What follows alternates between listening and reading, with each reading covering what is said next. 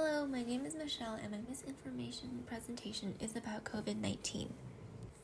In late April and early May of 2020, a post circulating Facebook claimed that Professor Tasuka Honjo, a Japanese physician scientist and a professor at Kyoto University, and additionally a 2018 Nobel Prize winner, said that he was 100% confident that the coronavirus was made in a lab in Wuhan, China, and that he worked there for 4 years, watching as they perfected the virus. The post also claimed that Professor Honjo said the virus was unnatural because it spread so quickly and across the globe, and that most natural viruses have a temperature restriction. So it would have only affected the places that have similar temperatures as China if it was natural, making the coronavirus man-made. The post also quoted the professor saying, "If it is not proven even after my death, take away my Nobel Prize," making him sound very confident in his statement. An article published by Hoaxslayer written on May 1st, 2020 by Brett Christensen debunked the claims and credibility of all these Facebook posts. The article states that there was no evidence that Professor Honjo worked at the lab, as he is a very well-known scientist and has a very well-documented career, which states nothing about working in the Wuhan lab.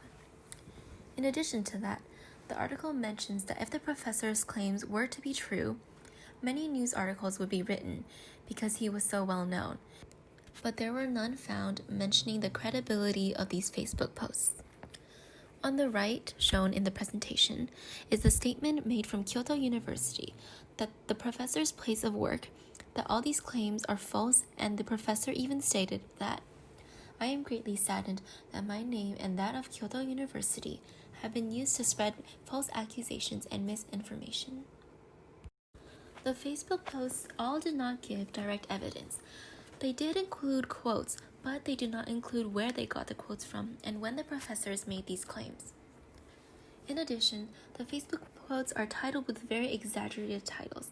One of them in all capital letters reading, "Nobel laureate immunologist accuses China of inventing corona," which is usually a sign of false information, as these titles are trying to draw readers in. Another sign of misinformation in articles are those articles that provoke excessive emotions, especially when these Facebook posts blame China for the deaths of millions of people, which we will discuss more in the next slide. The article from Hoaxslayer written by its founder Brett Christensen is very credible, as this website is known for debunking emails, social media posts, and other online scammers. The article also provided evidence to support that these claims were false by including the statement of Kyoto University and of Professor Honjo.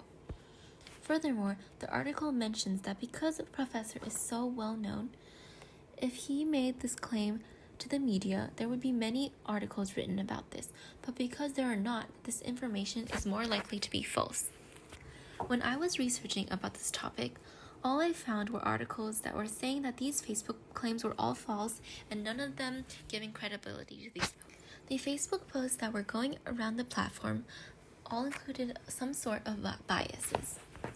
Some of the posts had political bias, which may be used as a political weapons by the American conservatives to attack China. Racial and national bias were also shown a lot more than political bias in these posts, when they implied that China had an interior motive to spread the coronavirus to affect and even kill millions of people.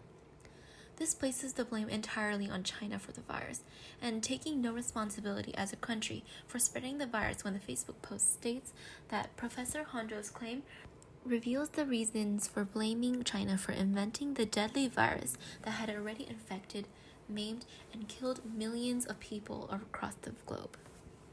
At the end of one of the Facebook posts, written in all capital letters, were, "Please forward to the largest number so that the guilty must pay what happens to us all."